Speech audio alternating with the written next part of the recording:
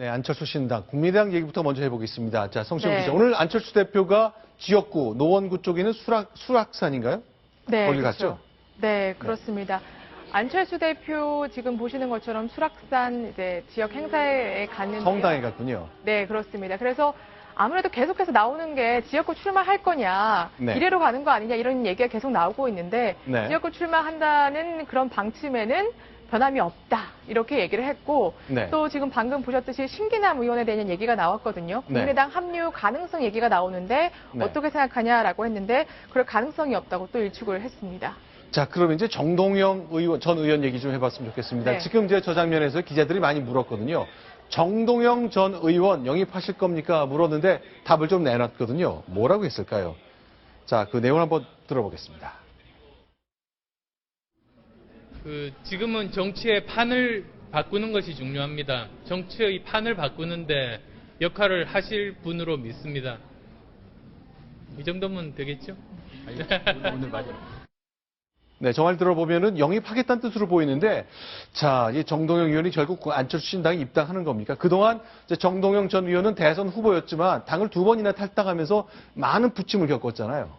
그렇죠. 그런데 이제 어제 오후에도 권노갑 전 상임고문 등이 네. 이제 지금 보이시죠? 사진에 이제 권노갑 전 상임고문, 유성엽 의원, 정대철 고문 이렇게 많이 정동영 전 의원을 설득하는 모습이 보이죠. 정 전 의원이 하도 전화를 안 받으니까 직접 그 전북 순창의 자택으로 찾아가서 네. 국민의당에 우리 합류해달라, 입당하시라 이렇게 설득을 하는 모습을 보고 계십니다. 그런데 정 전 의원이 지금 알려온 바에는 이제 즉답을 피했다고 하고요. 네. 하지만 그래도 합류하지 않을까라는 그런 가능성이 좀 크게 점쳐지는 지금 상황입니다. 자, 지금 보이는 것, 전라북도 순창에 머물고 있는 정동영 전 의원을 만나기 위해서 권노갑, 이훈평, 정대철 이런 분들이 찾아가서 막걸리 한잔 하는 모습, 입당하자. 그러면 권노갑, 나도 입당하겠다. 이런 의사를 밝혔다는 건데요. 자, 그러면 왜 이렇게 지금 안철수 신당은 정동영 전 의원이 필요한 겁니까? 사실 국민의당 창당 전에 네. 안철수 대표가 탈당했을 당시만 해도 사실 정동영 전 의원에 대한 관심이 그렇게 높지 않았었거든요. 네. 근데 최근에 보시면 아시겠지만 대부분 호남 쪽 의원들이 탈당을 했는데 전북 쪽은 네. 거의 탈당이 없고 지금 거의 더 민주 후보들의 좀 어느 정도 지지율도 나오고 있는 상황이기 때문에 네. 정동영 전 의원 같은 경우는 어쨌건 그래도 전북의 맹주시고 2번 대선 대선 후보로까지 출마했던 경험이 있는 분이기 때문에 그러니까 전북 쪽으로 좀 교두보를 마련하는 차원에서 좀 안철수 안철수 대표가 좀 국민의당에 입당을 좀 이제는 네. 노크를 하는 그런 상황이 되는 게 아닌가라는 생각이 드네요. 네, 지금 저희 동아일보 사진 하나 좀 올렸는데요. 자, 2년 전에 있었던 권노갑 고문의 회고록을 저희가 동아일보에서 실은 적이 있죠. 그런데 참 정치라는 게 묘합니다. 정동영과 권노갑 이 둘 사이의 관계가 지난 16년 동안 아주 묘하게 꼬여왔는데 결국 이렇게 손을 잡자고 탄원하는 상황까지 왔네요.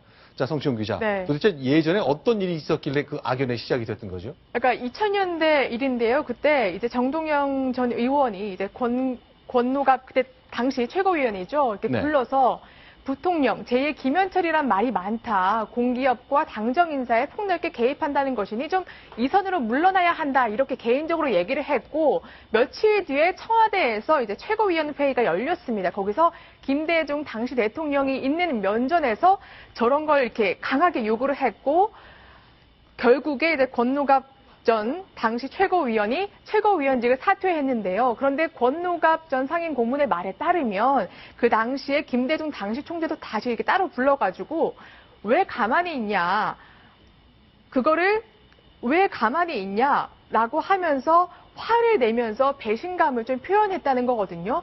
자네가 아니라 바로 나까지 겨냥한 것이다. 정동영 그 당시 최고위원이 그걸 왜 모르냐 이렇게 화를 냈거든요. 근데 권노갑 전 상임고문의 입장에서도 굉장히 섭섭한 것이 권 전 고문이 그 정동영 의원이 정치권에 입문할 때도 당시 당내에서는 수도권에 출마하라고 했는데 자기가 전주를 출마를 할 수 있게 좀 도와주고 또 당 대변인 그리고 최고위원까지 할 수 있도록 도와를 줬는데 이렇게 뒤통수를 치다니 이렇게 배신감을 상당하게 느낀 것 같습니다. 자, 하지만 정치는 생물이라는 말처럼 16년이 흐르면서 이제는 같이 갑시다. 당신이 입당하면 나도 하겠습니다라고 탄원하는 상황까지 왔습니다. 90을 앞둔 권노갑 전 고문 얘기였고요. 자, 신기남 의원이 탈당했죠. 네, 신기남 의원이 아시겠지만 네. 그러니까 자제 로스쿨 뭐 낙제와 관련해서 네. 학교에 찾아가서 소위 갑질을 했다라는 네. 걸로 징계를 받고 사실상 출마가 불가능해진 상황이 되는데 네. 그러니까 신기남 의원 측에서는 굉장히 뭐 이번 관련해서 억울하다는 입장을 표시해왔고